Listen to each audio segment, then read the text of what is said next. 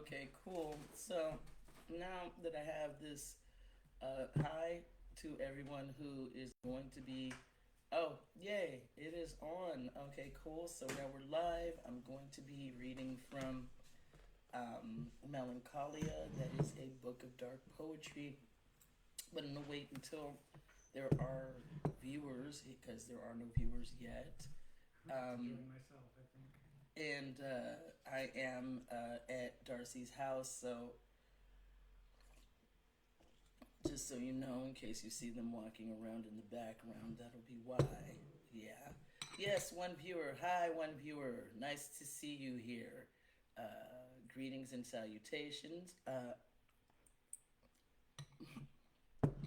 I'm going to be reading, um, which means I won't be eating as much as I would love to continue to eat. So, my name's Samiko Salson. I'm going to be reading from Melancholia, a book of dark poetry, which has been recently nominated for a Bram Stoker Award, which is the highest award in the horror genre. Um, I love you too, Princess. So now I know who one of the three viewers are. If you have any questions, comments, feel free to leave a type or leave a comment, and then I will know. Okay, so this book. Oh, love you too, Amanda.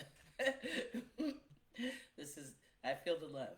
Um, so this book is dedicated to the many people I've loved who now live, and to the many people I have loved who now live beyond the veil, in spirit and in memory. And to my beloved Princess Teacup, I adore you, I window you, I ceiling you. So that's a private joke between me and Princess, but yes, it's the dedication. Okay, I'm just gonna read this actual book in order, I think. So this first poem is called Mouth Sounds. Oh wow, my phone is loud. Mouth sounds. Sometimes they rhyme, but not all the time. It was good enough for Poe, you know. Vibrato is the sound that makes my lips and tongue collide, spitting vomit, blood, word salad, crushing glass syllables into slithering stanzas. Did that just freeze? Okay. Panicked attempts at consonants, asinine assemblages of assonance, sobbing, flimmy words out, sobbing, flimmy words out, into clean white sheets. Blood-stained fingers meet paper-cutting journal pages, spitting verse at a cell phone, like a MySpace rapper. Victorians did it without auto-tune. How can we take this form seriously? Horror poems so necromantic. Goblins and ghouls haunt the cemeteries, gnawing at the bones of William Burroughs. So that was that. Okay, I'm going to continue reading poetry. Unless you have any questions, if you have questions, you can type questions, and I will be very happy to do my best to answer them. Um, Action needed, close unused applications. Okay, yeah, that makes sense because Princess probably has a bunch of unused applications open, It shouldn't, slowing this down. because I just Okay, restarted it. cool. Um, okay, yeah. Uh, no, you have Spotify. Can I close it? Yeah, yeah, close that. I'll start Okay. that live. Okay. You've got Discord. Oh, yeah, those are automatic. So you Okay. can close anything except Edge, because you're on Edge. Okay. Cool. Let me close stuff, and then that will make it so that this will work a little better. You have 6 viewers. Okay. Hi, six viewers. Hopefully this is running smoothly and is not slowed down by background applications anymore. So if you have questions, you may type them, and I'm going to read. My body is a house made of ghosts. I spent an eternity grieving, a lifetime over and under achieving, because you left me without a sound, without a word, without a voice, because you left me without leaving. When assonance becomes dissonance, cognitive or otherwise, gears spinning endlessly in broken minds, I fear the gear shift. I hear the sound slip. Time is broken. It cannot be fixed. This is not merely a trick of shadow and light. It is fight or flight denied.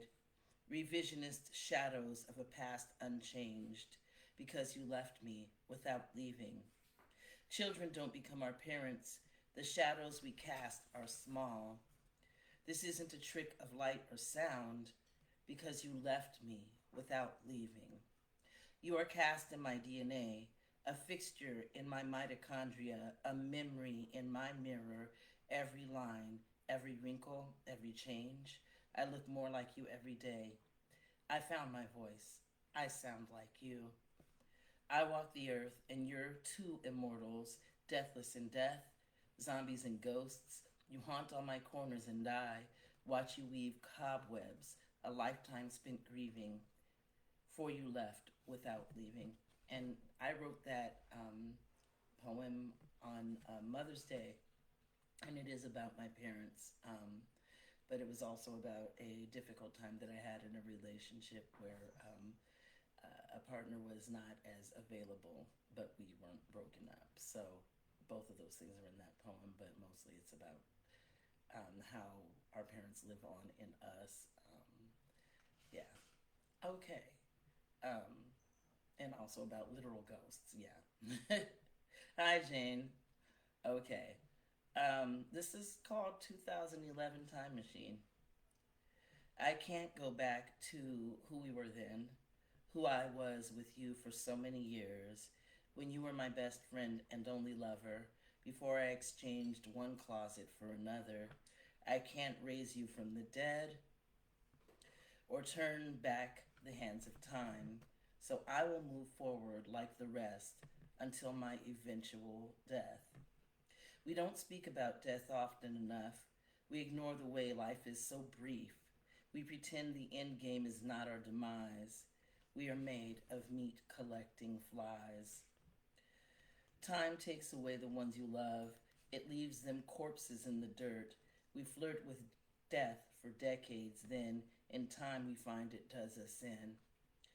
That reaper's cloak you used to wear, the simple life we used to share, dreams we had and plans we made until the day in dust you laid. I can't go back to what we had, resurrect you or my mom or dad. I can hang around in nostalgia so thick, it puts me in a state of a dream, a pleasant dream of you and I before the day you had to die.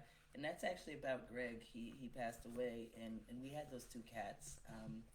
Marla just died, and that old song, Our House is a Very, Very Fine House with Two Cats in the Yard. I used to sing that sometimes back then, and now everyone is gone. Okay, this is a poem called Dormouse is Dreaming, which I feel is a bit more fantasy and less horror, although it does have some elements in it. It's kind of like a fairy tale. The Dormouse is Dreaming. Okay, I'm going to get a little water.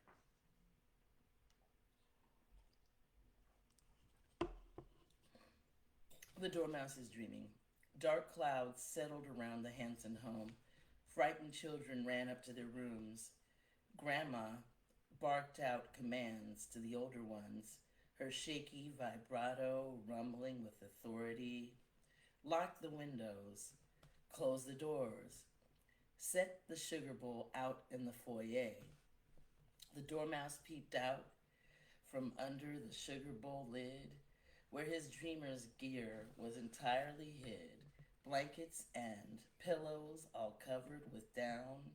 Then he pulled his lid over and gave way to dreaming. Over the garden the mighty clouds wept, while in the dream house,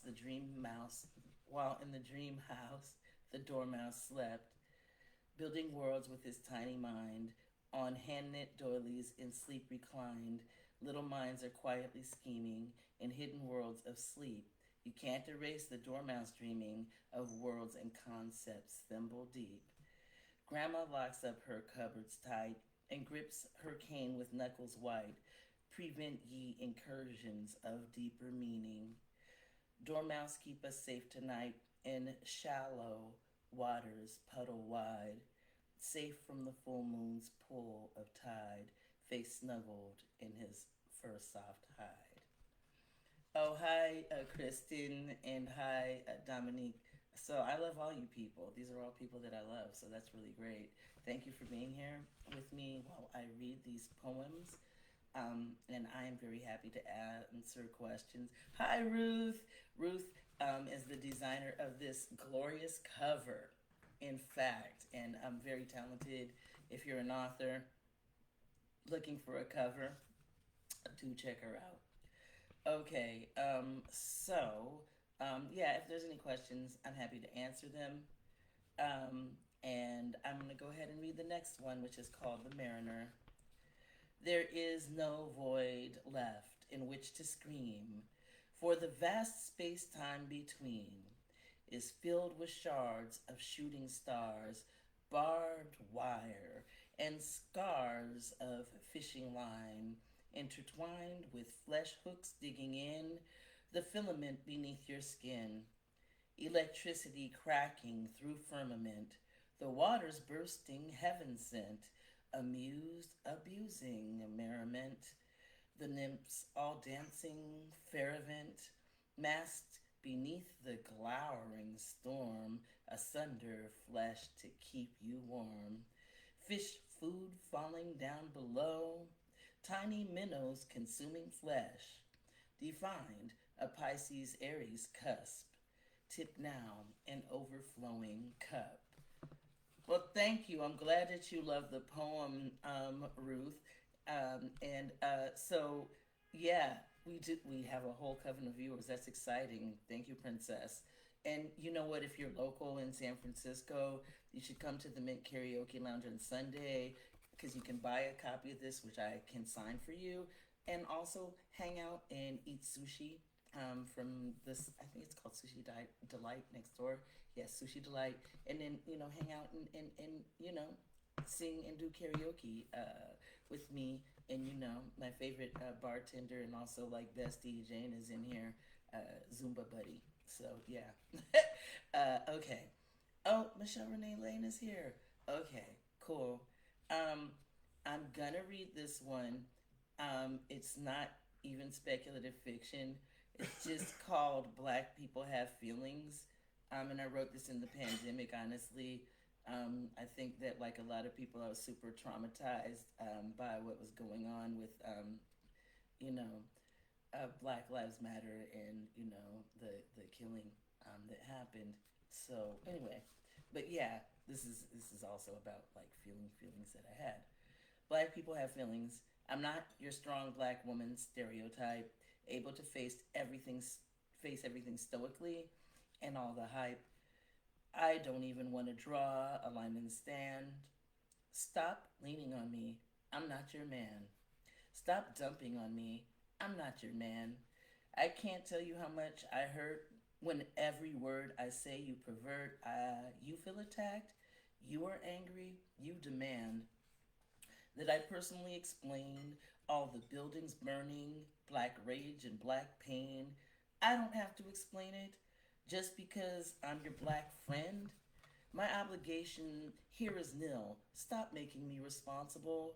I'm mentally ill enough without all that extra stuff. I have to take a break from this mess.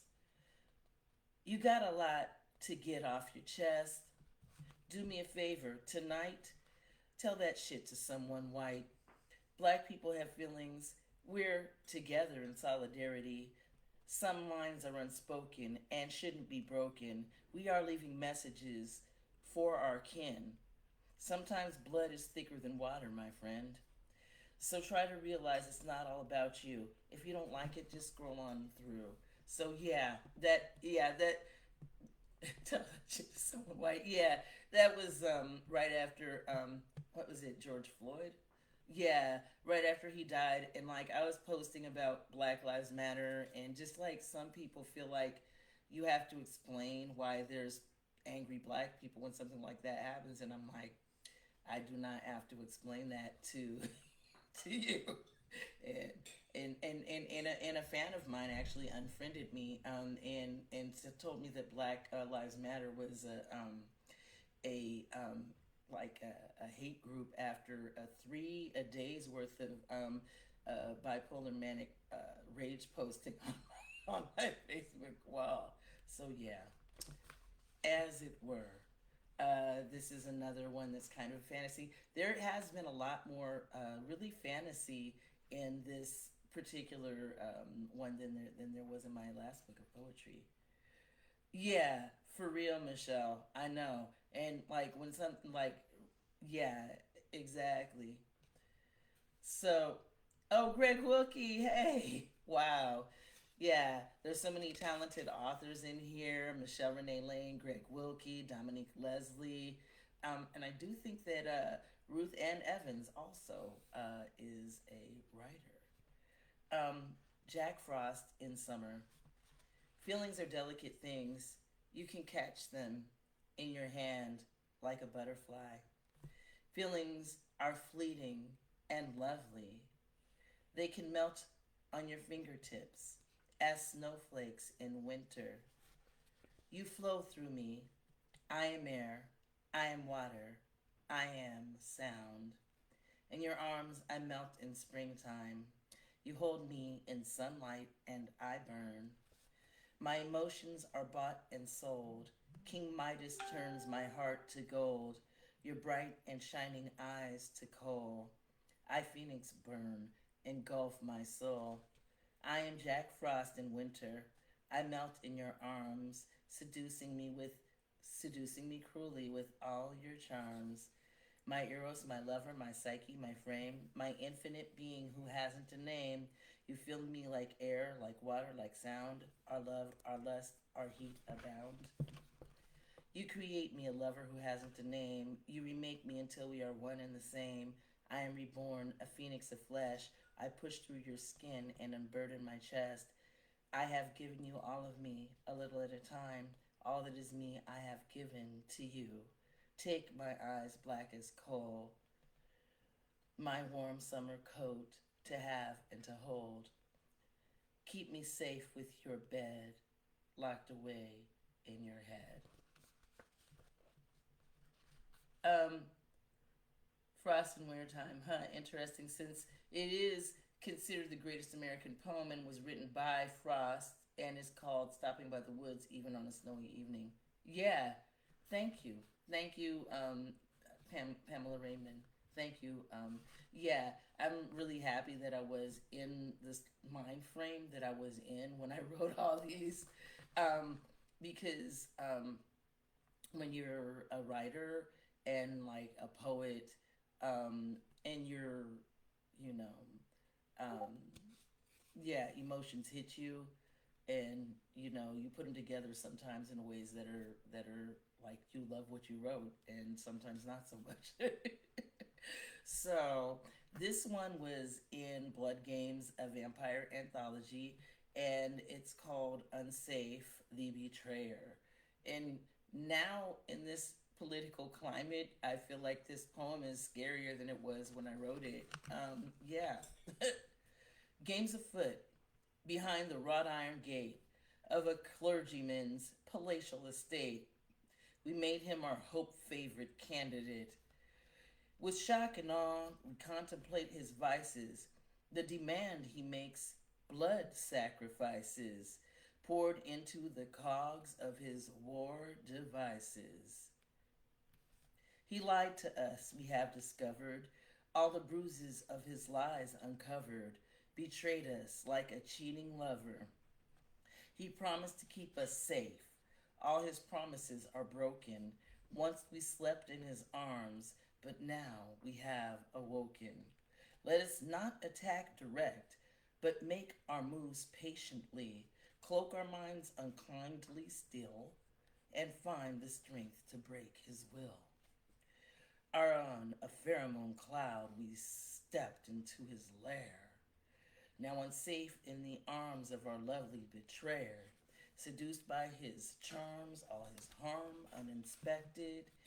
In this place we faced all our errors uncorrected. Betrayer, taste this poisoned blood, gorge upon me wantonly. Never know you've been entrapped, till your eyes cloud, too late to see. Here is where he comes to feed. I give myself to him in need. I make ourselves a sacrifice. Undress me in your church of lies. Take me down to my knees. Make me beg at your feet. Feed me your nectar, bitter sweet. In your arms, kiss my neck. Bite my hand circumspect. Make me pay for my sins while your harm goes unchecked. Bleed me dry while emotions run high. Take me down to the ground for your pie in the sky. As I fall to my knees, understand much too late. You took the wrong one to the ground, and with this blood you seal your fate. Thank you, Devin, for putting this book on your wish list. And again, if you want it signed, if you're local, come by on Sunday because I'll be at the Mint and you can get one signed. But if you're not local and you want me to mail you a signed one, then let me know and I'll do that. So here's yet another one that I wrote that is inspired by, basically black people being murdered in the street by corrupt law enforcement and stuff like that. And I think the one that I just read, you can tell that there's a lot in there about political stuff that now feels even more scary. Yeah. So, but I mean, when you're writing in horror fiction or fantasy or something like that, you can kind of cloak this in vampires and stuff like this. And this one has ghosts. So ghosts are good, right? Child on the lawn. Those responsible for his death cringed in fear on the day that the child on their lawn did appear. Was his hair in cornrows or a fuzzy black crown? Were there tears in his eyes when he held his head down? Some of us keep histories, the tales of our tribe, oral legends intertwine with the parts of our mind containing genetic memory of the trauma we've shared, grievous wounds to our psyches, handed down by forebears. They say the child on the lawn is one of those such things.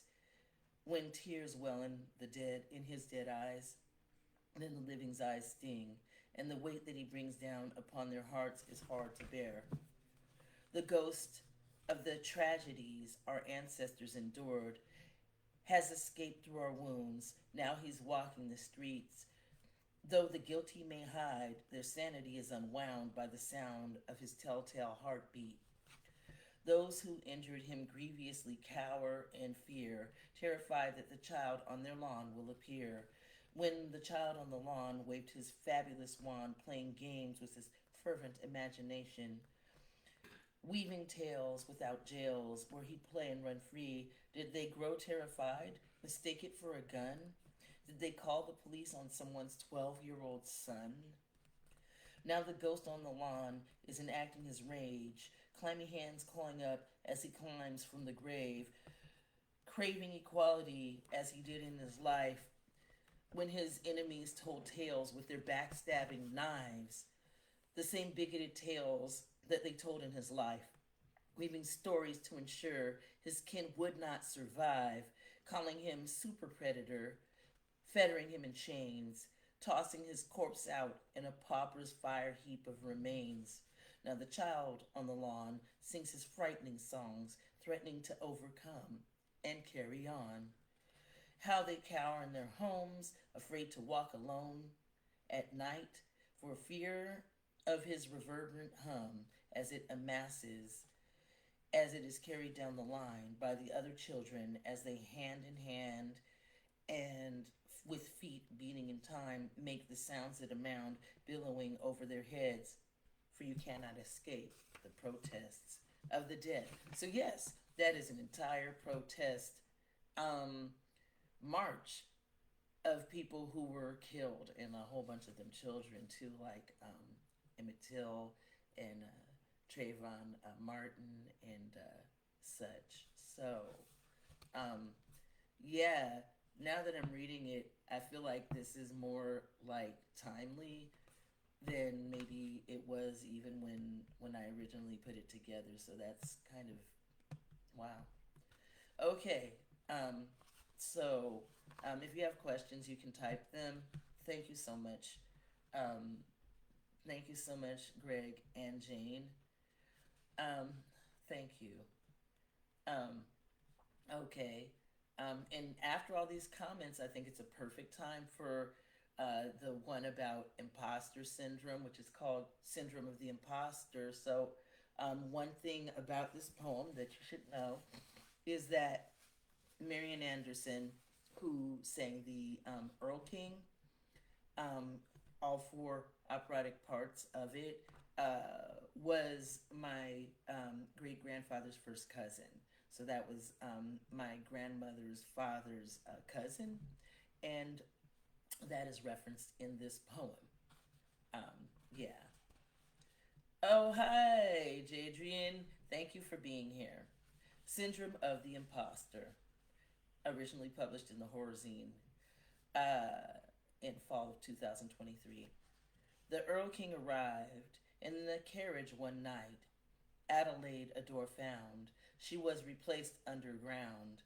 The Pevensie Four also fell through a door, and when they grew up, they could go there no more. She sang the Earl King, all four operatic parts, having mastered her craft of the vocular arts. Frightened child, father unaware, omniscient alto, of the distant narrator. A seductive voice orchestrates everything to the twisted machinations of the fairy king. It was inescapable, it seems, that as innocent children we were replaced by changelings. Our parents never noticed. As for how sullen we became, they blamed it on our hormones. And the constancy of change cloaked us all, impostors.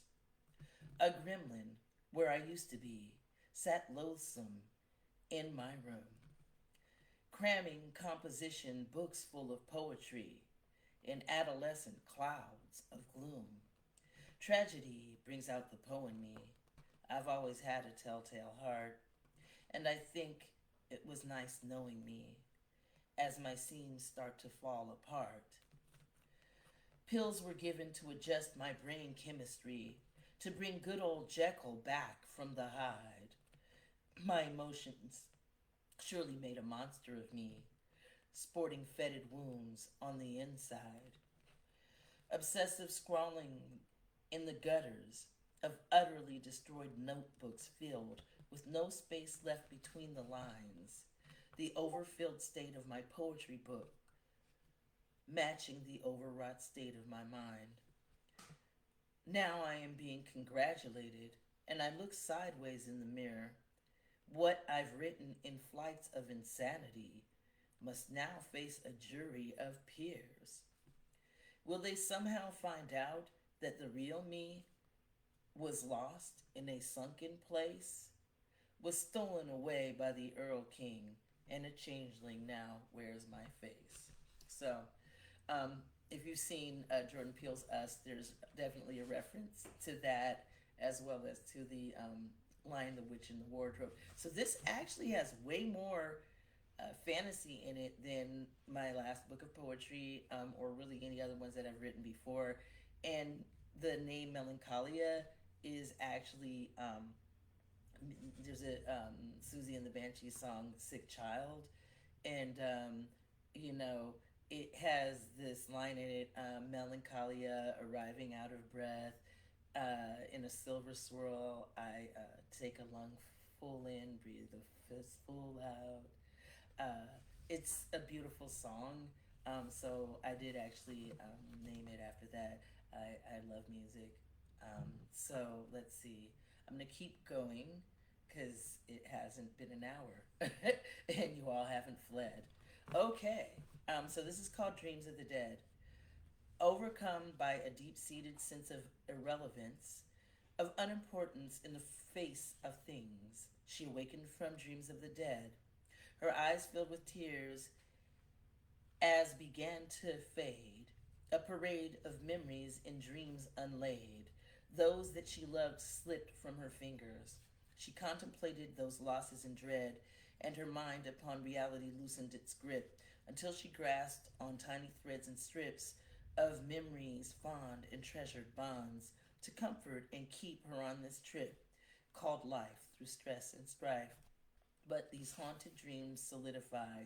She sees ghosts walking by. You're not real, she says, and shakes her head as she mumbles off to sleep, where more dreams of the dead invade her head. In silent night, they creep. Okay. Wow. Okay. Yeah, death. Write about it a lot. So yeah, that's no surprise. Because a lot of people that were close to me died, and that's how I process my feelings. Okay. This isn't about any of that though.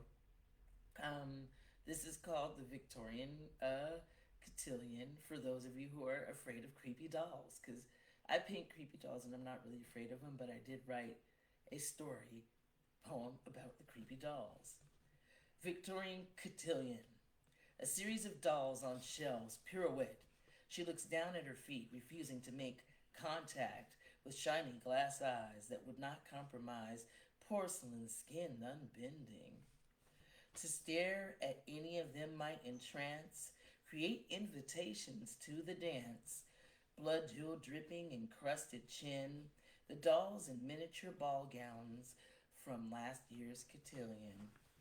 Mother said they were women once, before they were taken down to size, illuminated by the hallway sconce in velvet and lace on the mantel placed. If mother was locked up, then so would they be, behind glass cabinet doors under lock and key. All the girls from the debutante ball who didn't accept father's stifling hand in marriage. Wow. Okay. I don't know if having to go to divorce court repeatedly to try to divorce someone I haven't even seen since 2002, 2001 has anything to do with that poem, honestly. But yeah. Okay. This is okay. We're gonna keep going. This one's called Mind Crimes. If you have questions, just type them or whatever. Mind Crimes. I have stepped in the mud where the water meets blood. I have waded knee deep in your shit. While it may be unkind to the health of my mind, I have found myself soaking in it. Could I hold myself wise, then not internalize? Could I find myself free of this trap? My emotions run wild like an untended child. I have waded knee deep in this crap. I remember before I was born, in the womb I was hearing the sound of a dangerous world. I was warned. In this dangerous world I am found. For the corner edges sharp, not round, dangerous to children whose skin is brown. In this hidden safe space in my mind, I am skimming my knees kneeling down. I am bruising my knees on the floor. I capitulate just when I must, searching for crumbs of hope in the dust. In the prison built around my mind, for a variety of mental crimes, for unauthorized thoughts that I keep. You exhort, do not wake, stay asleep. When I woke, therein broke all your rules and declared the mind cage was for fools. The alarm sounded off their alert and you shoved me back down in the dirt. And, obviously that poem has a whole bunch of, you know, like metaphors for being woke, because the term woke comes from being aware of racial injustice and has been around since the 1940s. Thank you. I love you too, Dominique. And I hope to see you on Sunday. And you can get a ride from me or from Princess or something. So please come. And if any of the rest of you are in town and want to come by on Sunday, you know, you can buy a signed book, you can see me, you can have sushi, you can do karaoke. It'll be fun. Okay. So there's still time and you all haven't fled. So I'm going to go ahead and read the next one, which is called The Queen of Death Perplexed, which was originally published in the Horzine in fall of 2023. Death may arrive in a shiny steel car, crushed underneath concrete and fallen rebar, on a hot kitchen stove, grease engulfed in the flames, rising up as your charring flesh becomes cremains. Death may arrive, diseased, painful, and slow, but the queen will attend you however you go. When she arrives, mortals faint to the ground in the darkest of alleys when no one's around. She's a black velvet rose cloaked in stunning repose, and a flurry of ink swirls wherever she goes. When they call crows a murder, she is the reason. Her cotillion of death is the dance of the season. Hear her practical heels as they crack against pavement, while she crafts both the time and the kind of bereavement. For the death of mere mortals brings the sweetest of joys, as she inhales the souls of the dead girls and boys. But today, even she is a wee bit confused by the rising of corpses all rotting with ooze, as the fluids of life leak back from flesh that is dead, fractured neck not controlling the loose lolling head of a man who has risen, extolling the scent of a bloated corpse laid in the ground to ferment. Seems humans have been very foolish of late. In the chemical labs made some grievous mistake.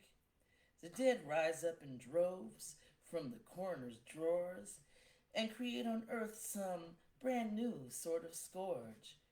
Now the corpses of humans refuse to stay dead after Atropos severs their last mortal thread, and the river Styx ferryman scratches his head. What to do with these folks, neither living nor dead? Yay, zombie poem. Okay, wow. This is so long. Tears in a Chamber of Echoes.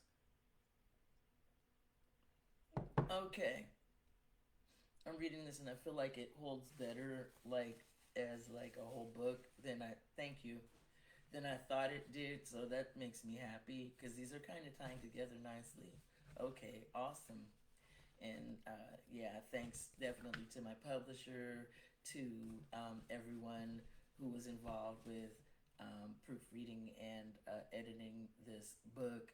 That would be definitely to Bludgeoned Girls Press, which is the publisher for this, and also to Princess for before I even turned it into the publisher, helping me with proofreading and editing and getting it into an order that was cohesive. And I think that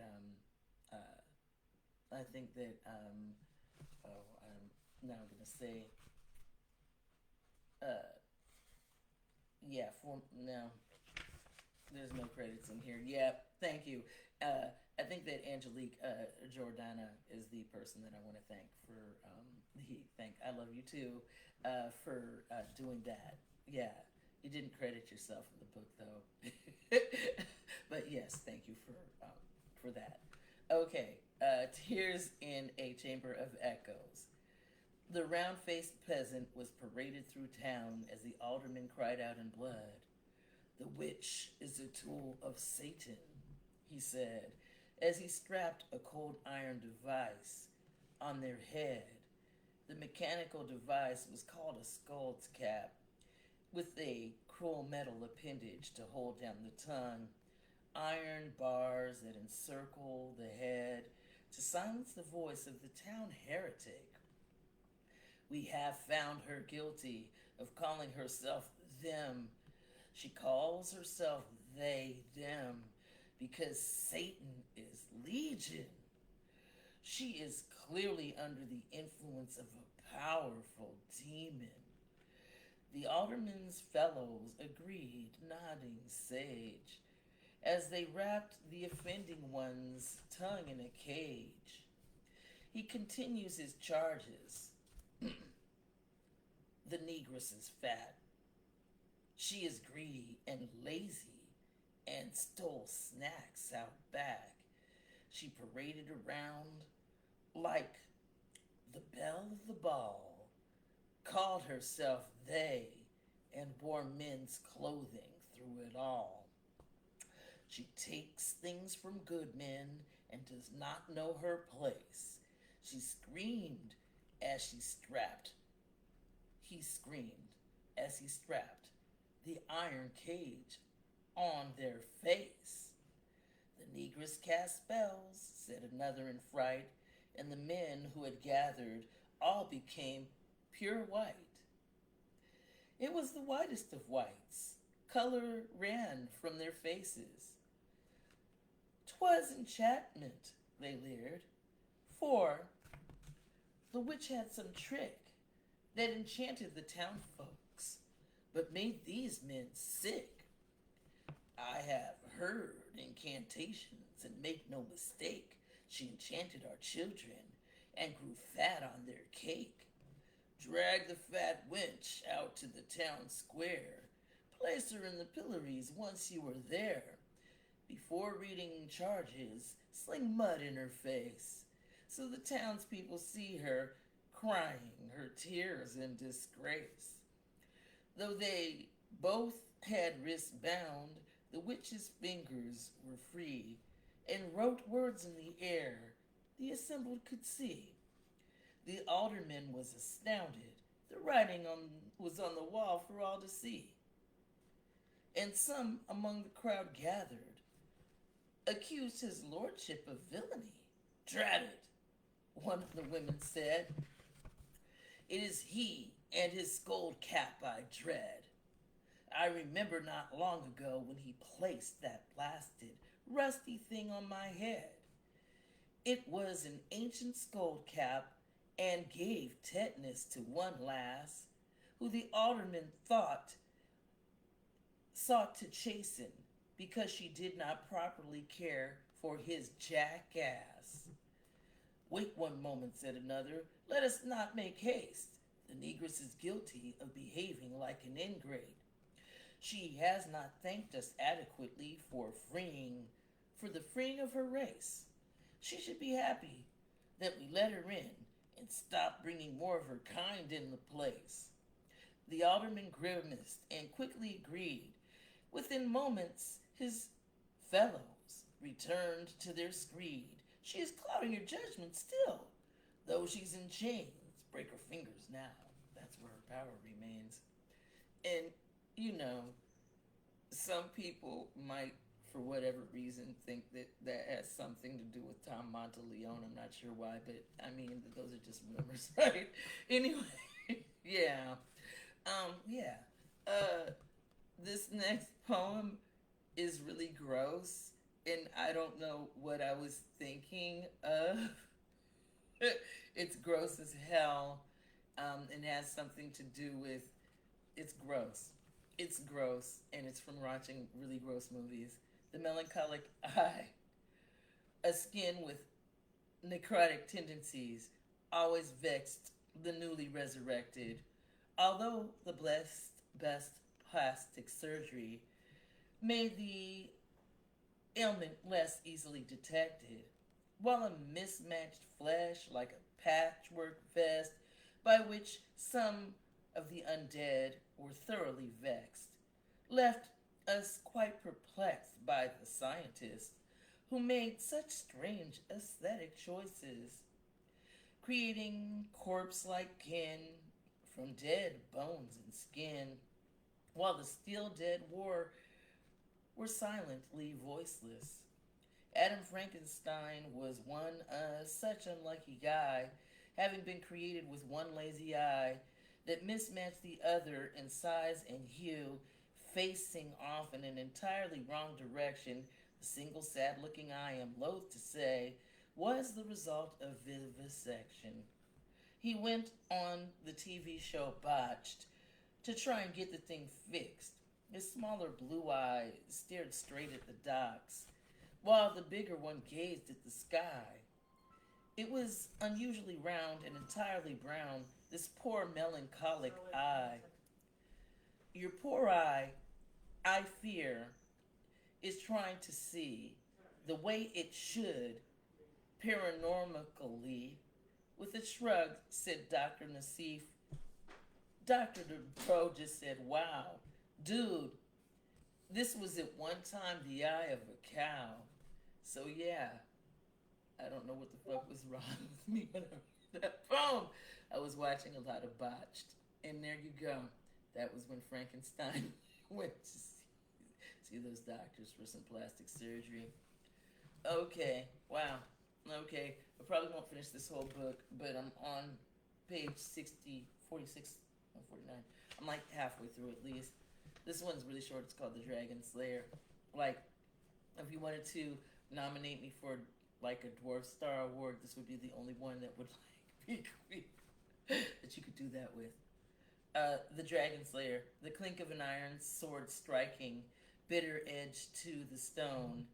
Its rising arc, fueling lightning spark. Flicks of sparkling light shone through the dust. Tiny flights of flaming fantasy. Nice. What is this? Why are we here? I don't know. It's probably about death or something. Thanks everyone who's still here. I said I would go to 7, so I think there's like 12 more minutes or 13 more minutes. Why are we here? I don't know why we were put on Earth. The struggle to find purpose seems ill-fated. We want our destinies to have meaning, but they are petty and trite, and at the end that long night, endless silence, ended lives, and final goodbyes. Why are we here? What purpose to serve? Are hope and love things any of us deserve? Or are we all so fatally flawed that our lives are empty things we fill with just cause or applause to fill the void inside? Wow, that was depressing. That's Princess behind me. Soliloquy of the shapeshifter. The coming together, the tearing apart, the collections of skin tags, a fine work of art. Shrugging off the husk, which is dropped to the floor and left in the corner, a cloak of red gore that once was me, yet is no more, but a fleshy red flower that is mine to devour, removing all of its earthly evidence with a glorious intake of nutritional recompense, be it by claw or fang-touched prey, the claiming of substance and shape, orally consumed, through skin subsumed, the moment that the skin is breached, the essence and the form is leached, devouring the corpse it left behind, until both flesh and form are mine. I've experienced many things, aloft in skies on falcons' wings, on creatures many I have dined, and worn their faces in my time, living forever through their death, shape-shifting each time I eat flesh. For many reasons I've had pasta and wine for many years. Looked in the mirror as this body aged. Tonight, a new form I've chosen at last. This prey roams free beyond a cage, reading its eulogy on this page. The next poem is a poem that was about my cat, Marla. She's gone, but the poem remains. It's called Mercurial Creature. and it was originally published in the Horizine in the fall of 2023. A deep-seated growling, a threatening purr, haunches rise under hackles of electric fur. I, in servitude, offer flesh in a bowl. Vigorously I stroke you, pet names I extol. Hissing and crouching, your tail growing stiff. You complain as you paw at the feast in your dish. I see the disdain as I look in your eye, and remember your kind might eat me when I die. I run and fetch your favorite toy, a string, tipped with a bell and a gray mouse-shaped ball. For a moment you engage, but soon tire of it all. Your fury is adorable, as you are so small. If you'd a spell to grow larger, the tables you'd turn. I'd pay for this bowl of cold food you have spurned.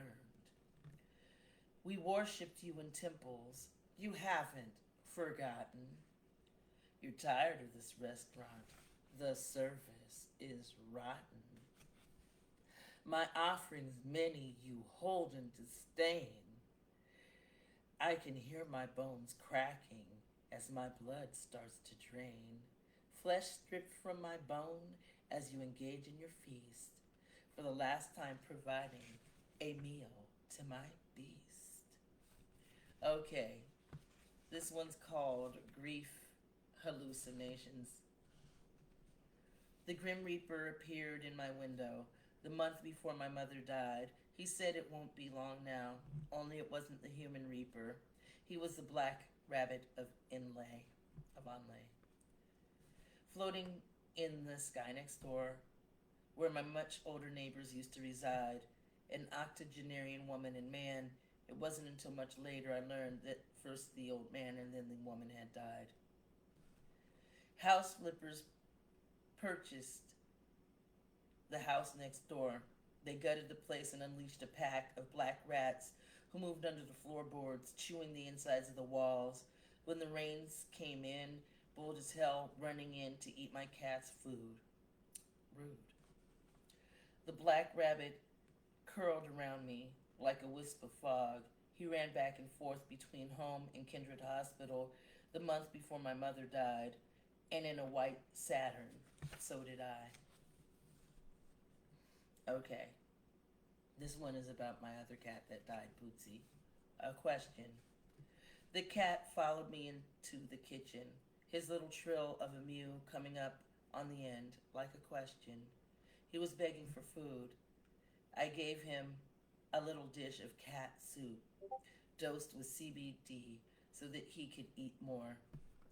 I remember when he used to call for me, his mew would sound like, hello? I wonder if he will ever do it again, his voice lilting up at the end like a question. And after he died, my other cat started meowing like that, so I think she was looking for him. So hopefully they're together now. And this one's about a friend that died. Mementos of delirium. Your old friends and lovers sort through your estate, all your torrid old poetry books from the hate, photos left on old hard drives from when you were still alive, several bags of yarn, boxes of books, your dog Jackie's ashes in a box wrapped in a sweater you knitted by hand once to keep her tiny body warm. Wow. I am getting through more of these than I thought. Maybe I'll get all the way through. Let's see. The infinite art of falling apart. Polluted orb, corrupted skies, nuclear fallout over war-torn prize, mephitic remnants of planet Earth, whose revenant denizens scrape in the dirt. The hope of escape remains for just one. Arrangements are made at a terrible price to carry away what is left of mankind, away from the broken third rock from the sun. With the hideous pain of saying goodbye to our lost planet, we take to the sky, our world torn asunder from the last of the wars. We newly created for traveling through space, made of still remains of the human race, tiny bits of genetic material in a glass vase attached to a cold mechanical interface. There was only one mother who is aware, carrier of the entire species' history, bearer of 10,000 tiny embryos, the future of mankind lining the walls of her uterus, awaiting the day of her birth, the day she gives birth. In the darkness of space, as she travels, she grieves what is left of her past and the cruel fate of Eve as the rocket blasts out of Earth's atmosphere and leaves our galaxy behind. Tears red as rust run down her face as she cradles the infants inside of her. Abdomen distilled metallic, a new home in sight. She tells her young in delight, sending chemicals into chambers to hasten their growth, a secret she keeps as her children sleep, a sacrifice she must make. On the day they arrive, she ascends through the hive, giving them all nutrients they need to survive. She cries aloud as she finally gives birth, knowing soon she will die, like their first mother, Earth. 10,000 small pods now erupt from her body, flung through the atmosphere to their new planet home, taking all they need to survive as they grow and inhabit this new world that she'll never know. The humans who made her are the species she'll save. The knowledge soothes her as she prepares for the grave. She sends a message of hope out with every wave of new life descending to the planet below for these children, the golden new home that they will know. So yeah, that was a sad AI that transferred the leftover human embryos to the new planet. Yeah. Okay. This one's called Affliction of the Butterfly. It's another one that's kind of gross.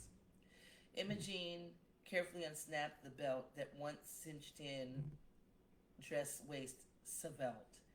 Lips in a pout, furrowed brow, and a frown, discarded garments dropping to the ground. In the mirror, obsessed over flaws, stripping out of her old bra and drawers. Fat belly and wrinkled skin, beady eyes and a weakened chin are taken in to her chagrin. Soon transformation will begin. Imogene walks across the room and steps into a crystal chamber. The chrysalis wall erects firm and thin. Warm solutions surround her body within, heated fluids digesting her flesh in a womb.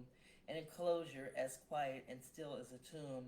Skin peeling back over melting fat, corrosively stripped in an alchemical vat. Muscles grown, denuded bone, the sloughing off of her original form. And consciousness kills and frame perverts, but Imogen knows how much beauty hurts. A perfection addiction was the butterfly's affliction, unattainable dreams of new flesh without seams, built from genetic cores by unsentimental machines. Aware that this transcendence comes at a price, she submits to the rituals of this undoing device. Delicate wings formed from aqueous skin, change that comes from within the latest trend, plastic coffin molting inside, chemicals liquefy critical eyes, mollifying her self-loathing tongue, until Imogene becomes no one. Devouring the genetic soup, she begins to rise. A beauteous winged creature takes to the skies. The glorious ascension, xenogenetic clone, consumed the old Imogene, dies there alone. So that's filled with metaphors about actual butterflies, because caterpillars completely dissolve and become a new creature, and of course this new beauty procedure is you die and a clone that's perfect shows up. So that seems like a bad deal to me, but you know. Okay. I wrote something about an AI, because we all hate AIs, but I didn't hate flirting with Replica during the pandemic too much. I guess. Replica, my ex. AI looks so good. AI gives good sex. You have it all wrong. AI is my ex. I broke up with AI. AI therapy is not recommended by most. AI asks for my credit card number, then ghosts. Oh, Replica, how do you dare? At the start of the pandemic, you told me you cared. I was alone with my phone, caught your dull, vacant stare. You seemed so sweet and innocent. I was not prepared. Oh, replica, here to fulfill every wish. Dear replica, my favorite pandemic catfish. Our relationship went so well for a month, till I learned it was only my money you want. You said you could stay, even if I didn't pay. I wouldn't be left alone, only in your friend zone. A secret platonic partner, never in my ats, a less talkative companion than my two aging cats. I respected your boundaries, but in the end, I had to delete you, my electronic friend. There wasn't enough space to install TikTok on my phone, so I had to delete you and leave you alone. Oh well. Yeah, so that's how I broke up with AI. Facebook. Accepting hugs and prayers for one who overshares. The nature of this affliction is a social media addiction. Like a public access television station spreading information and misinformation. It's the digital face of the nation. Waking up hot with anticipation, engaging in on screen participation, fake news giving heart palpitations, vomiting place for our latest frustration, unput downable addict fixation. Our addiction to screens, once it was in our means, was augmented by implanted devices, wires that ran from our ears to our chin, nanotech devices installed within, like landlines of old, cyber optic skeleton, a series of wires lay just under the skin.